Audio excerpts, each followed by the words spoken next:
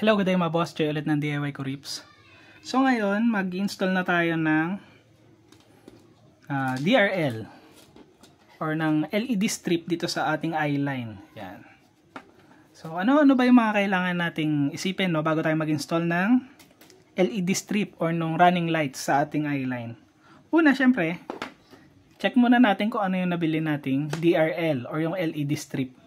Merong mga LED strip na isang way lang yung pag-flow ng ilaw. So, for example, puro papaganito lang yung flow niya. Yan. O kaya naman, puro papaganito lang yung flow ng ilaw niya. So, nagmamatter ba yun? Siyempre, nagmamatter yun. So, isipin nyo, ikakabit natin to kunyari dito. Yan. Kinabit na natin papaganyan. Ang flow ng ilaw nyo, puro papaganito. Yan. Puro papunta dito lang. Yan. Puro papunta dito. So, depende sa preference nyo, magagandahan ba kayo sa ganon o hindi. Sa akin kasi, parang hindi ako nagagandahan sa ganon.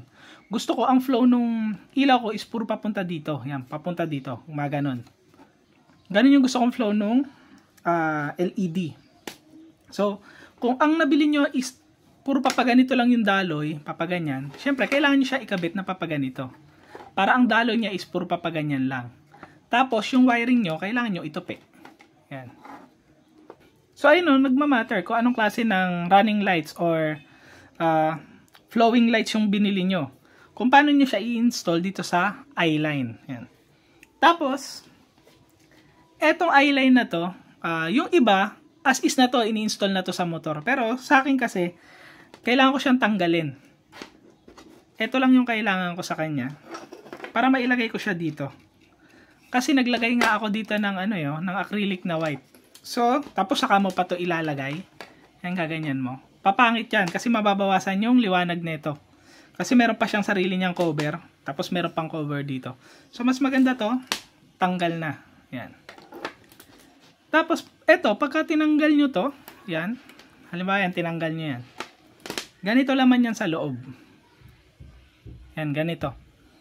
Kagaya nung sinabi ko sa previous video ko, yung mga LED strip na puputol naman yan, pwede niyang gupitin. Pero, may certain na guhit lang kung saan kayo pwede magputol. Yan. So, kagaya nito.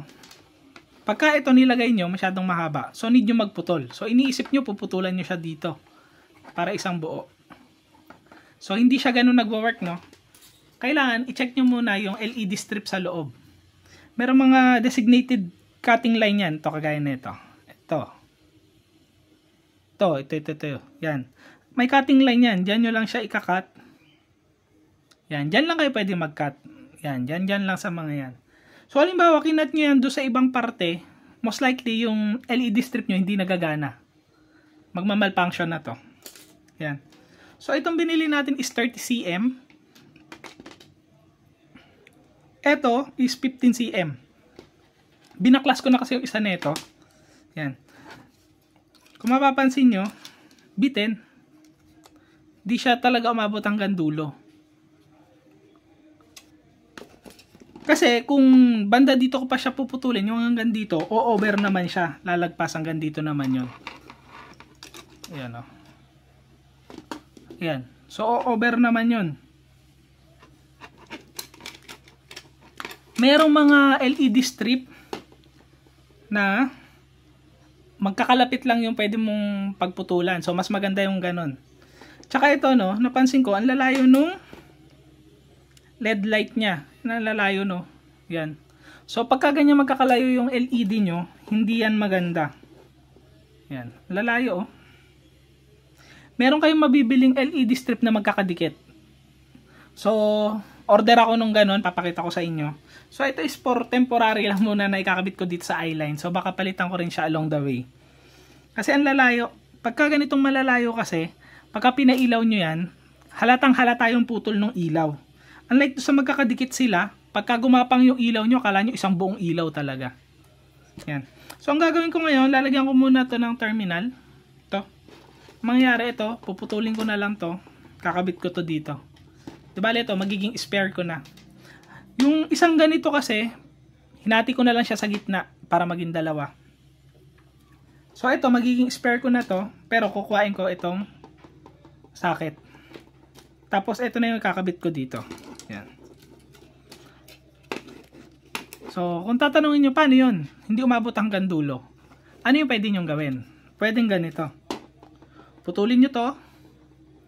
Putulin nyo dito. Tapos, lagyan nyo ng wire. Kumbaga para humaba siya ng konti, maghinang kayo ng wire dito, maghinang kayo ng wire dito sa kabila. Pero, paghiwalay nyo ng konti. Same thing dito. Hiwain nyo to. Maglagay-lagay kayo ng wire, 3 wire. Tapos, hinang nyo yung kabila. So, parang humaba na siya. Ano yung disadvantage nun? Napaabot nyo nga siya dulo to dulo. Ang disadvantage naman nun, halata yun. Siyempre, pagka gumapang yung ilaw, may gap. Kasi meron kayong wire eh. May gap, bago susunod yung isang ilaw. Gap, sunod yung isang ilaw. Ganon yung mangyayari sa kanya. Yung sa akin, hindi ko napuputulin. I-as-is ko na yan. Pero banda dito sa harap lang ako pupwesto. Bakit hindi dito sa likod?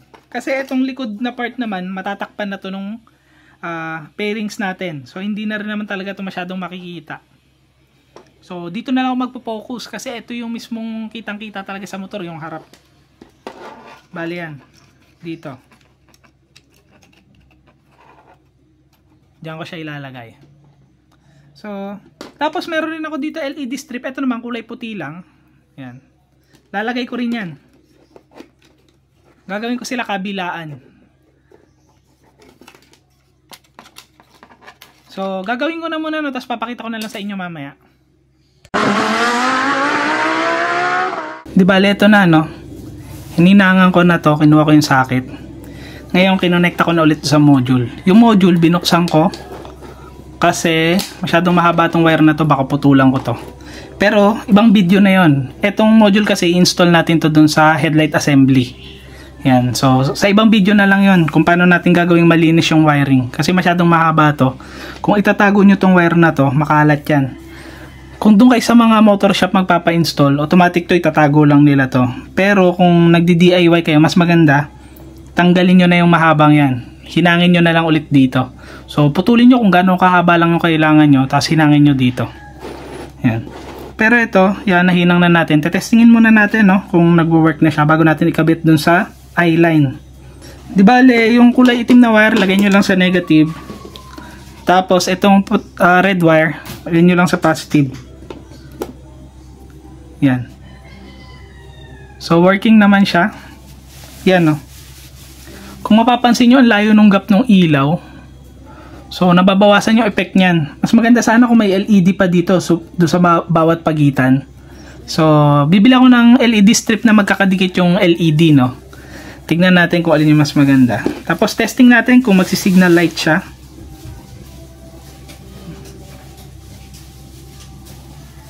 Nagdi-disconnect. Yan. So nagsi-signal naman. Yan, balik sa park light.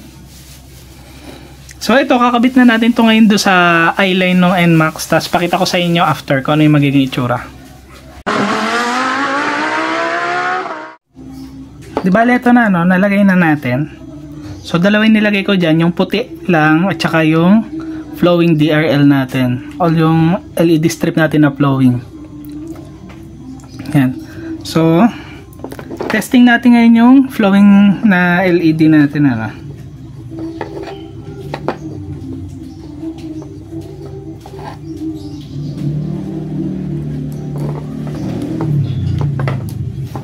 Yan.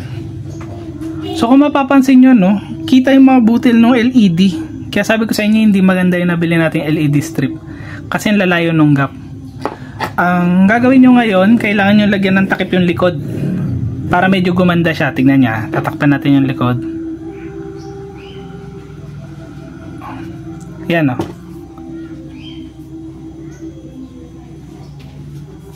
Kahit na paano nagiging okay yung ano niya. Compare dun sa wala talaga. Ayan, no. Kumbaga, nagbabounce back kasi yung ilaw niya. So, pwede kayong mag-cut ng acrylic na kasing shape nito. Ang gagawin ko sa akin is aluminum foil na lang. So, lalagyan ko ng glue stick to. I-glue stick ko. Tapos, aluminum na lang yung ipantatakip ko dito para mag-bounce back talaga yung liwanag niya. Kahit na papaano mawala yung butil-butil. Although hindi naman talaga mawawala yan, pero mami-minimize. So lalagyan ko na muna to ng aluminum foil. Yan. Tapos tignan natin yung magiging result mamaya. Bale, ito na, no? Tapos nilagyan natin ng foil yung likod. Yan. So ayusin nyo na lang. Basta yung hindi siya lilitaw. Yan, no? Mapapansin nyo nakaganyan. Di naman siya makikita. Kasi tinago ko siya talaga dun sa likod. Tagun-tago yan. So nakaganyan naman yan. Di makikita. So testingin muna natin yung kulay puti. So ba't pala ako nag-install ng dalawang LED strip dito? Isang white lang, tapos isang flowing. Para may ano lang, yung anti-huli. Yung back to stock na sinasabi nila. So may option na kung puro puti lang, pwede rin naman yung flowing. Yan. So testing muna natin yung kulay puti. Yan o. So kung mapapansin nyo, yung kulay puti, malalaki rin yung gap nun. Pero dahil dun sa foil, di na siya masyadong halata. Ayan o. Tapos itong portion na to, walang masyadong ilaw. Di bale, cover naman na to nung ating mga pairings. Nakaharang na dyan yung pairings natin. So, testing naman natin yung flowing.